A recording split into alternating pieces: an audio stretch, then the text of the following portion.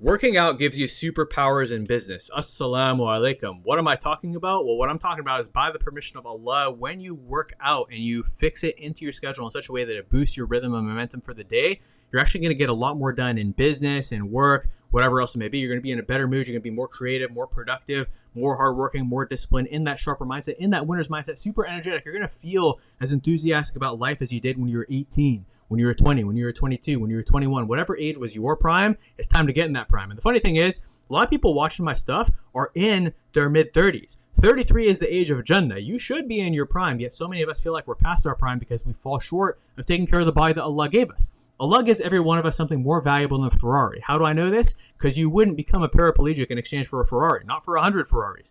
Your body's worth more than 100 Ferraris, and Allah gives it to us, yet we put terrible fuel in it. Would you put, the wrong fuel into a Ferrari and mess up the engine for life, and now you can't use that beautiful gift of a car anymore? How mad would the person who gifted you that car be if you did such a thing? Now, Allah is infinitely more forgiving than any human being, and Allah is extremely merciful. He's the most merciful. So, obviously ask Allah for forgiveness if you have abused your body, and then start taking action differently, and ask Allah to give you the tawfiq and the hidayah, the guidance and the ability to actually go and take better care of your body. So what is, working out, giving you superpowers in business by the permission of Allah? What does healthy eating have to do with any of this either? Well, I'm simply here to tell you that if you find a way to put healthy eating and working out into your schedule in a way that doesn't take away from your other priorities, it's going to give you, by Allah's permission, so much more energy to do better in your business or your work, to do better in your family life and being a better husband and father, to do better in your ibadah because you have more to be grateful to Allah for, and you're in a better mood, which makes it easier to have positive thoughts about Allah and to stay away from the waswas of the shaitan and to be more grateful, all by Allah's permission. So ask Allah to make working out a vehicle to help you with these things, and then follow the tips that I talk about, because all the diet and exercise tips I talk about are not, hey, do this hardcore diet, who cares how you feel as long as you get the result. My whole thing is get the result in a way that you enjoy the process and it enriches every other area of your life because you have more energy. And that's what it's all about.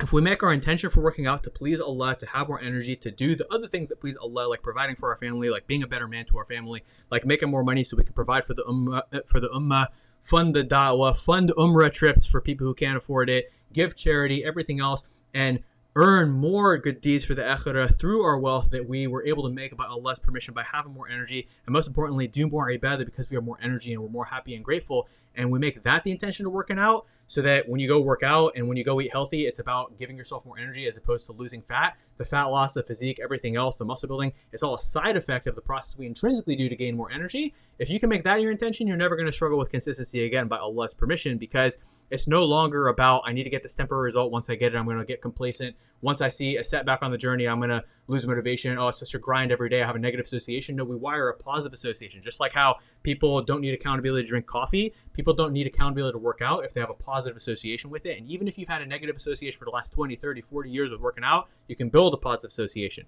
I have a client, 42 years old. When he had his first child, that's when he signed up for my program. He struggled with consistency for 3 to 6 months. He's a busy doctor, mashallah, in his early 40s.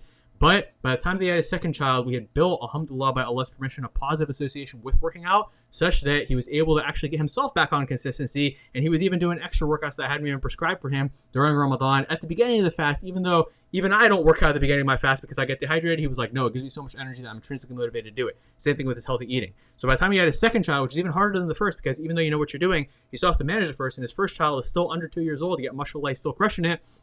It just shows that when you build that positive association, you no longer struggle with consistency and accountability. So I hope this video helped you. I'll attach another motivational here and another technical one here. Inshallah, check those out. I'll see you in the next video. And if you want coaching, I'll attach the link below as well. Assalamu alaikum.